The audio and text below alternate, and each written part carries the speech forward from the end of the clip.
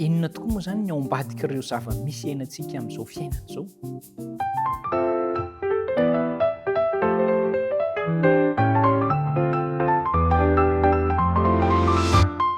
Falifaly tafaraka indray isika ao anatin'izao fiarahana mandinika soratra masina izao, asaina ianao ampitiavana hanaraka hoe inona ny zava-misy ao ambadiky ny fiainantsika andavanandro io.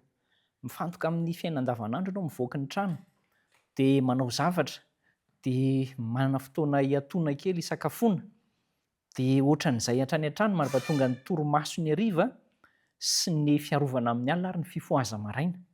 Fa inona ny ao ambadik'izay? Mila fantatsiaka izay. Ilay tantaran'i Joba moa no iangatsika izany hoe inona aloha ny tao ambadiky ny tantaran'i Joba ity. Fa ny tao ambadiky ny tantaran'i Joba raha ambara dia izao. Hita teo izany ny hoe kay misy fifanandrinan'ny tsara sy ny ratsy ao ambadik'ilay tantara. Raha toa ka tsy nisoratana ny bokin'i Joba dia tsy ho hitantsika sy ianao mihitsy hoe ay ve misy an'izany tao ambadik'ilay tantara e? Fa ilay fiainana mahazatra antsika iainantsika fotsiny hoe iny fa tratran'ny fahaty-antoka, iny fa tratran'ny fahafatesana, iny fa tratran'ny loza. Izay fotsiny mety ho hitantsika. Ary ity Joba ity, raha tsorina ny tantara ao amin'ny Joba toko voalohany, dia lehilahy be fitahiana, izany hoe nahazo fanambinana betsaka tamin'ny fiainana, nahazo fananana betsaka, nanan-janaka maro, nilamina sy niadana ny fiainany.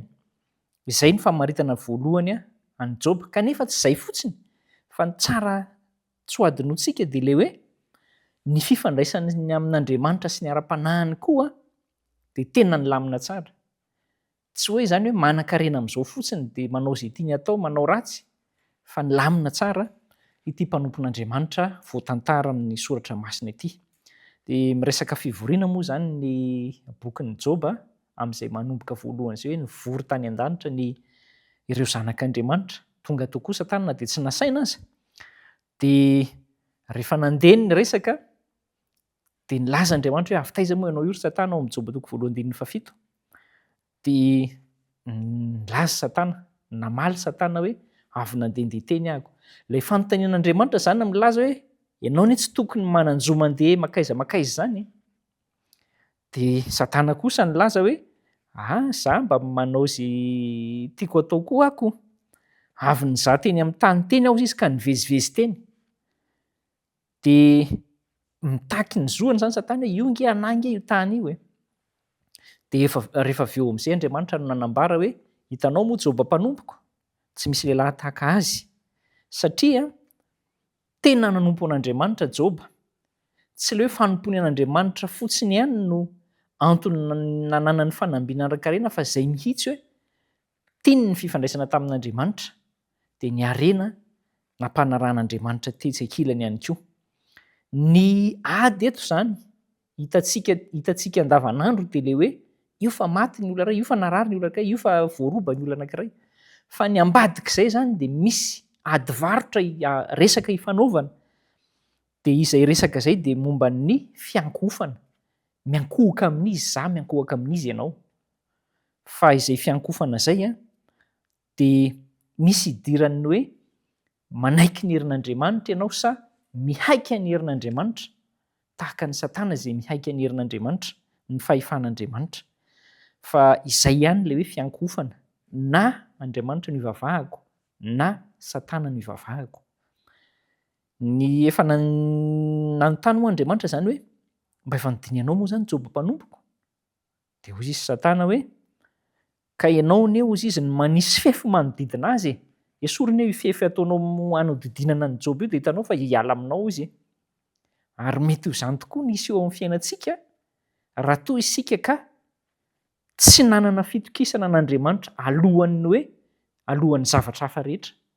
Raha toa izany ka harena no nahatonga antsika hifikitra amin'Andriamanitra dia marina ny mety ho tanteraka ny tenin'ilay ratsy. Ary mbola misy amintsika anie ny tratran'izany amin'ny famelezany atao amintsika. Fa izao, ny fitahian'Andriamanitra dia ataon'Andriamanitra miaraka amin'ny fanompoana azy. Zava-dehibe izay ary tsara ny hitadidiana an'izany.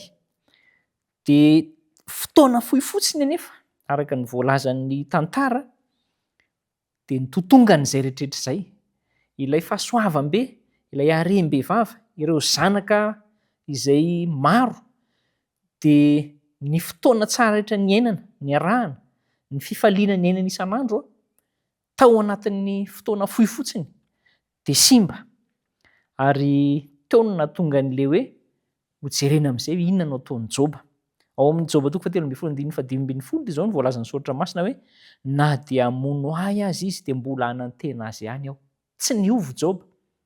Tsy nanao izy hoe tena marina fa tena ialako amin'izay Andriamanitra fa toa nesoriny tamiko ny harena, na hoe nesoriny tamiko ny zanako, nesoriny tamiko ny fifaliana fa aleo aho miala aminy izany fa tsy tiany ahy izany.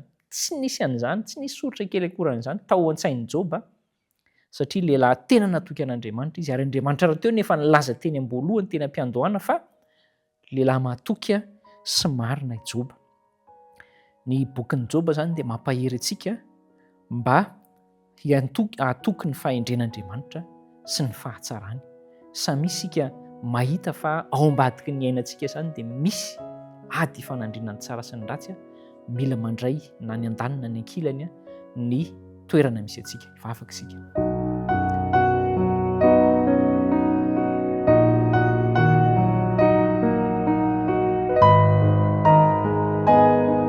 Mamindrafo aminay Tompo fa variana loatra amin'ny fiainana hita maso zahay ka tsy fantatray hoe misy tsy hita maso izay ady ho anay ihany koa nandraisanay anjara na manampy anay amin'ny fiainana.